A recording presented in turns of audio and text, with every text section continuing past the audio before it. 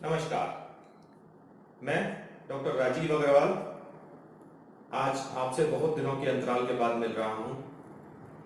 Corona की वजह से पूरा विश्व और पूरा देश बहुत ज़्यादा परेशान है और कोरोना में हम लोग ऑलमोस्ट 2 महीने के लॉकडाउन के बाद आज बाहर निकले हैं। अभी आजकल हम लोगों ने बाहर निकलना चालू किया है और अब हमें कोरोना से ज़्यादा सतर्क रहने की ज़रूरत है।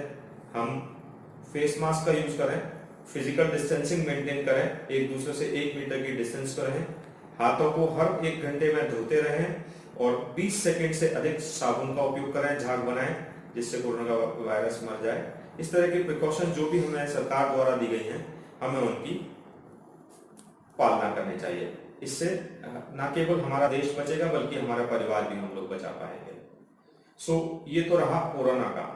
आज हम जिस टॉपिक पर बात करने के लिए जा रहे हैं वो है घुटनों का दर्द। घुटनों का दर्द एक सामान्य बीमारी और घर घर की बीमारी हो चला है।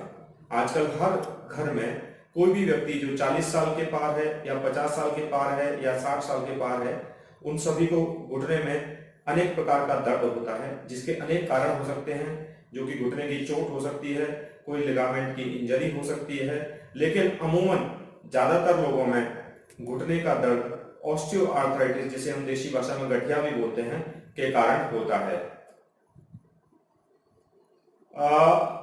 गठिया के भी कई कारण होते हैं। उनमें से एक प्रमुख कारण जो होता है वो पैरों का टेढ़ापन होता है।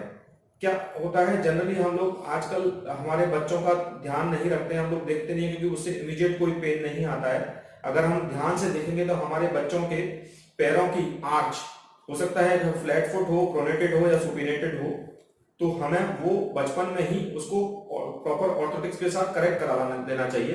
बिकॉज जरूरी नहीं है कि पैर अगर टेढ़ा है तो बच्चे को दर्द नहीं हो रहा है तो कोई दिक्कत नहीं है। फ्यूचर में वो टेढ़ा पैर, क्योंकि मिसअलाइनमेंट बॉडी को मिसअलाइन कर देता है, आपकी बॉडी का पूरा जो सेंटर ऑफ ग्रेविटी है वो मूव कर जाता है, तो उस टेढ़े पैर की वजह से हो सकता है आगे जाके आपको घुटने का दर्द हो जाए, आपको कूल्हे का दर्द हो जाए, हिप में आपके प्रॉब्लम होने लगे, आपके स्पाइन में, बैक में, कमर का, आपकी गर्दन का दर्द चालू हो सकता है, या आपके शरीर में भी डिफॉर्मिटीज आ सकती है। हर व्यक्ति पे इस पैर के टेढ़ेपन का, जिसको आप देख रहे हैं यहाँ पे, ये पैर यहाँ पे प्रोनेट हो रहा है, आप देख रहे हैं इनका ये जो पैर है ये अंदर की तरफ घुमा हुआ है और प्रोनेशन हम इसको बोलते हैं।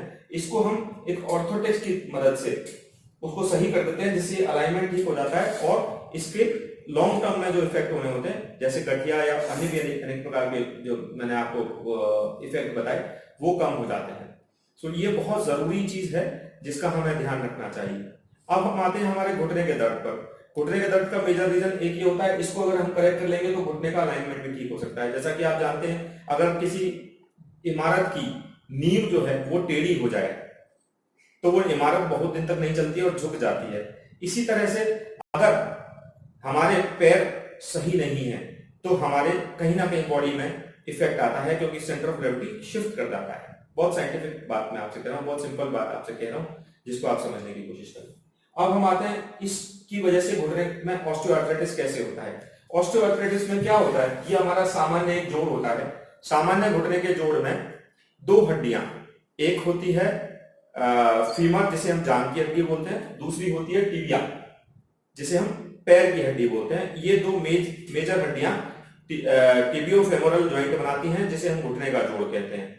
इन हड्डियों के बीच में कार्टिलेज नाम की एक कुशन गद्दी लगी होती है, जो कि सॉफ्ट होती है, जो दोनों हड्डियों को एक दूसरे से टकराने नहीं देती, एक दूसरे से घर्षित नहीं होने देती जब हम चलते हैं। तो अब यदि ऑस्टियोआर्थराइटिस हो गया है, जो कि मिसअलाइनमेंट अलाइनमेंट की वजह से ज्यादातर होता है, तो जो कार्टिलेज है वो एक तरफ से घिस जाएगा और दूसरी तरफ से सामान्य रहेगा। जैसे आप इसमें वॉर्म कार्टिलेज जो देख रहे हैं, ये ऑस्टियोआर्थराइटिक नी हम दिखा रहे हैं आपको।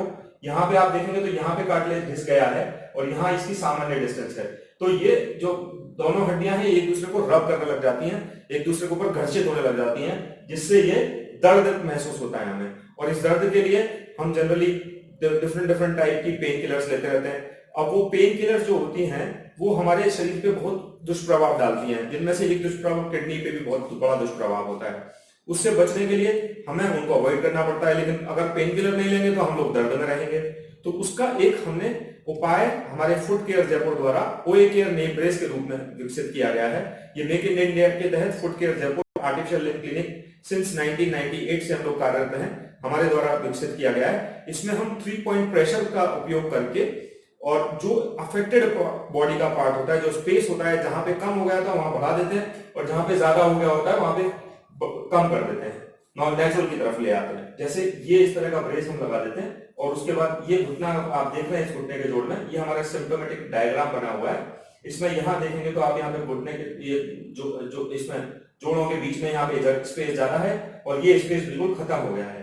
तो अब ये स्पेस को हमें कम करना है और स्पेस को बढ़ाना है, तो हमने 3 पॉइंट प्रेशर ब्रेस से लगाया, जिसमें ये दोनों प्रेशर तो बाहर की तरफ लग रहे हैं और ये प्रेशर अंदर की तरफ लग रहा है, जिससे वो जॉइंट बराबर आ जाता है। अब इस चीज को मैं एक रेडियोग्राफिक डायग्राम से आपको या एक्सरे की मदद से आपको समझाना चाहूंगा। ये जो आप देख रहे हैं ये मरीज का एक्चुअल एक्सरे है, नॉर्मल, बिना किसी ब्रेस के लगाए हुए।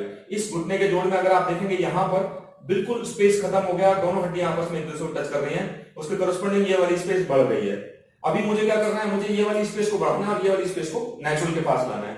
सो मैंने जब नी ब्रेस लगाया, अगर आप देख रहे हैं आपको नी ब्रेस विजिबल होगी यहाँ पे, जब मैंने ये नी ब्रेस लगा के इसमें 3 पॉइंट प्रेशर अप्लाई किया तो यहाँ पे देखिए जो स्पेस है वो नियर नेचुरल आ गई और ये स्पेस मैंने क्रिएट कर दी इस ब्रेस की सहायता से, जिसे हम ओए केयर नी ब्रेस कहते हैं, जो कि फुट केयर जयपुर द्वारा विकसित है।